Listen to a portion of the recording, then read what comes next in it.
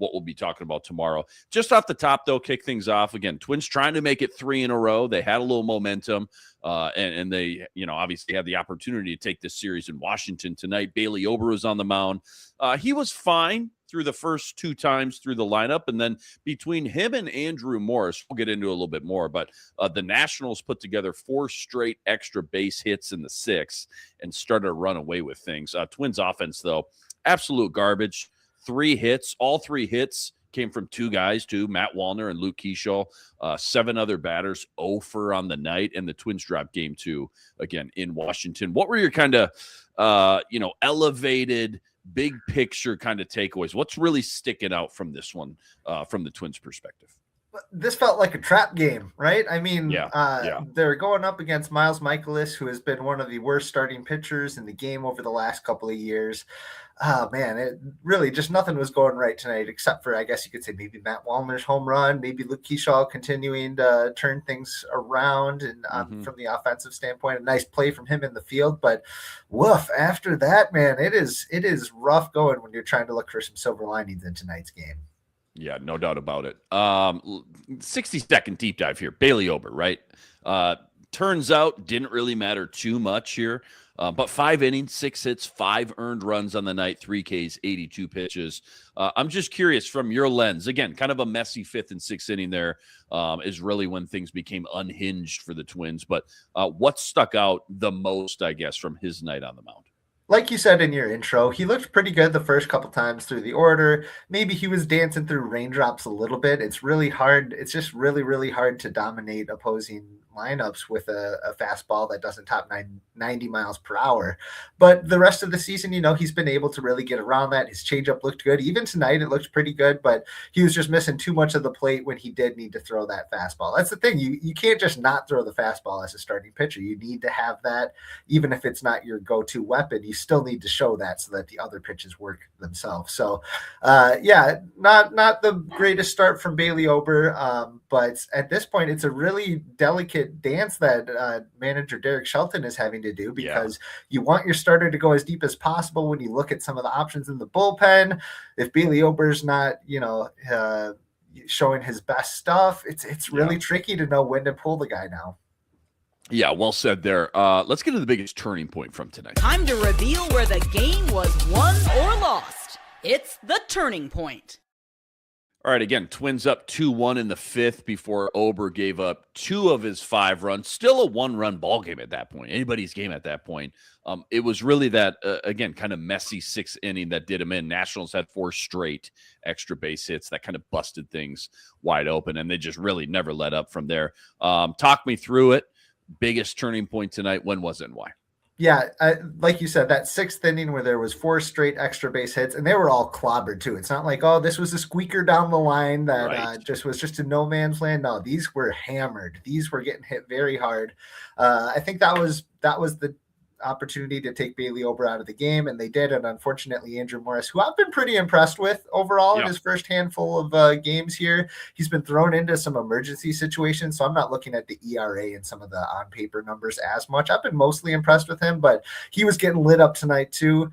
Kind of a shame, because he's one of your kind of long relief options for the rest of the week. And we'll talk about how the rotation is going to shake out the rest of the week here, but he might be needed to soak up some innings in the Cleveland series. So kind of curious about how that's going to all shake out. Uh-oh, somebody messed up, and it's time to let them know with Who Fudged Up. All right, not a fun game to play. We got to do it, though, tonight. Was there one key play, one guy specifically, one sequence of events? Who do you think fudged up the most today and why?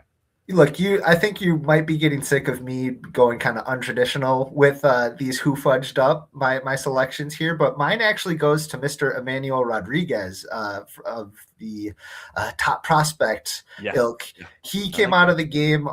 He came out of a game over the weekend with a thumb injury, and today they placed him on the injured list. Finally, they were going to kind of wait and see how it felt, and they ended up putting him on the injured list. What's even worse is that he aggravated his thumb by sliding head first into first base. It's like, dude, That's the last thing we What need are we right doing? now.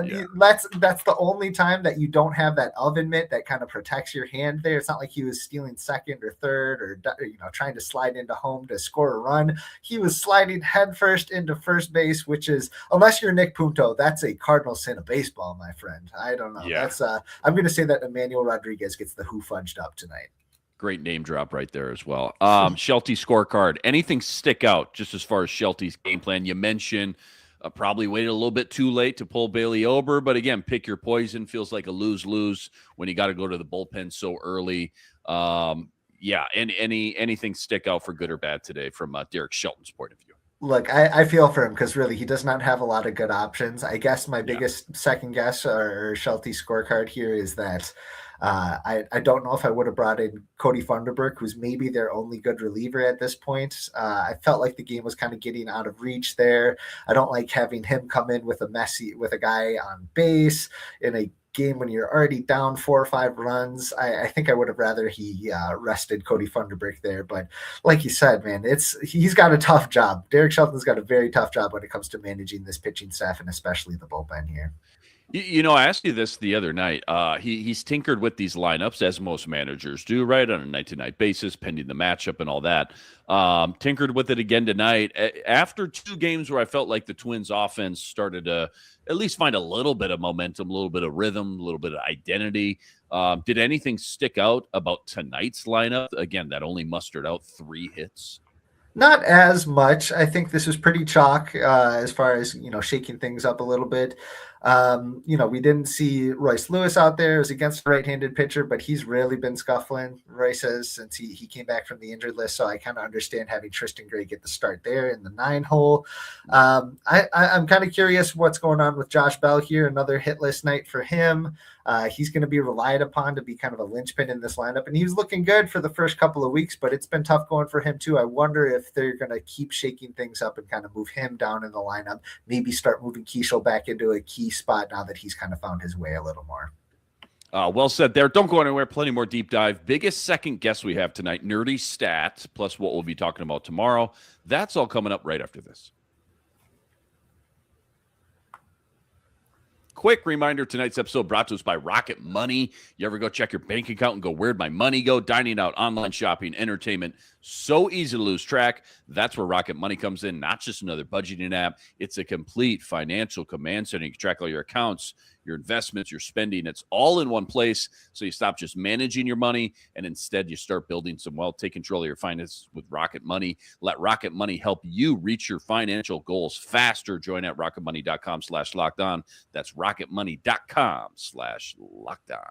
This episode also brought to us by Robinhood. What if sports were traded like markets? Now you can put your sports IQ to work in real time with Robinhood prediction markets. You can buy or sell your positions live in real time all game long. So it's people moving the action. And when the momentum shifts, you can shift with it. You're no longer just a spectator, play by play. You decide to read every play with Robinhood, now available across the U.S. Download the Robinhood app now to begin. All right, Lou, let's get to the biggest second guess we have tonight. Since hindsight is always 20/20, let's deliver today's second guess.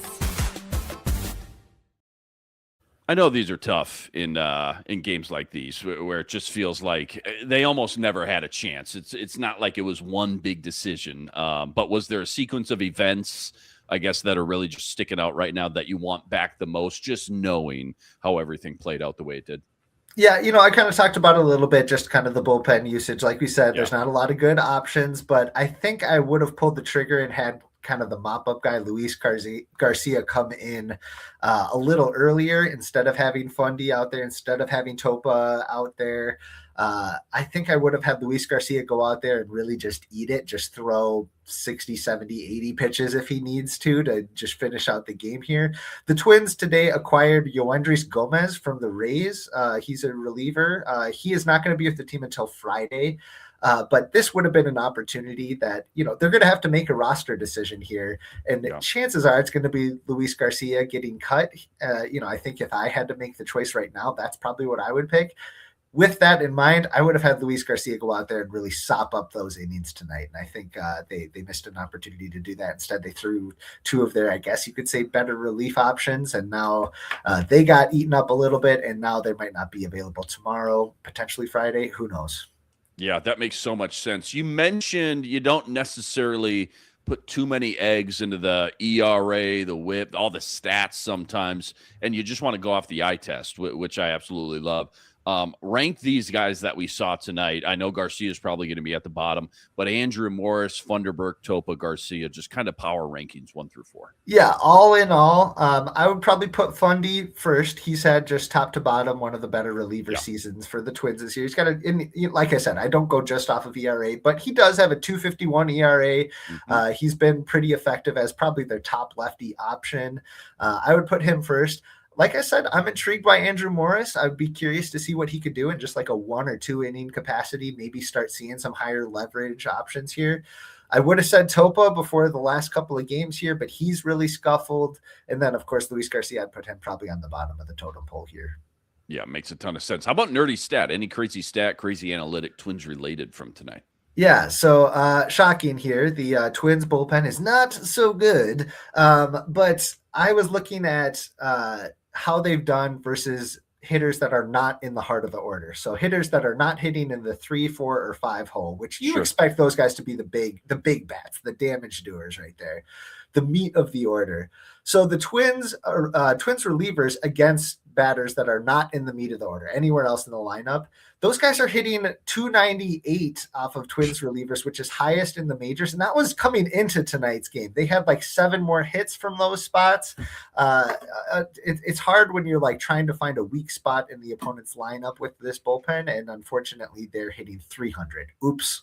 Good gravy, man. Unbelievable. I wonder where that ranks among the, the other teams in the MLB. Can't imagine. It's the worst. Yep. It's by far the worst. Can't imagine. It's great. All right. Great stat right there for sure. Let's get into what we'll be talking about. This is what you'll be talking about. Just feels like maybe not a missed opportunity because they absolutely got smoked. But, you had Bailey Ober on the mound. Now game 3 tomorrow, you got Simeon Woods Richardson on the mound, who's obviously struggled quite a bit in his last few starts. Just knowing how tonight played out the way it did, what is the top storyline or 2 here from your lens into game 3? Yeah, I'm going to be looking at Sim tomorrow for sure. We've seen other Twins players that have had their backs against the wall this year. We talk about Brooks Lee, we talk about Keisho, we talk about some other guys who were you kind of thought like, oh, the sand in the hourglass is kind of winding down. What's going to happen for these guys? And they started to turn things around. So I'm going to give Sim that same chance to kind of turn things around tomorrow, hopefully step up for his team. If he doesn't, that's a really difficult spot to be in just based on their rotation depth here. They did get some good news on Joe Ryan. He is scheduled to start on Saturday, but we are still knocking on wood here because he came out of that start on Sunday after just a few pitches. So I think they're going to be cautious with him, but it's good to see that he's scheduled to go as normal on Saturday. And we'll probably still be talking about that tomorrow. Yeah, absolutely huge news for sure. Twins winning streak, that's short-lived. 15 runs given up, 15-2. That's your final versus Washington in game 2, 16-21 now on the year. Got to go check out all of Sweet Lou's work over on X at Sweet Lou MN and all the great work he's always putting up over at Zone Coverage MN as well. Also after this, go check out our guy CJ Baumgartner, Locked On Twins podcast. Each and every day he's got all your daily Twins content as well. Luke Inman at Luke_Spinman. Game 3 tomorrow, day game, 12:05 first pitch. Again, SWR on the mound there. Catch you back here for that. But until then, thanks for joining. We'll catch you next time. Signing up.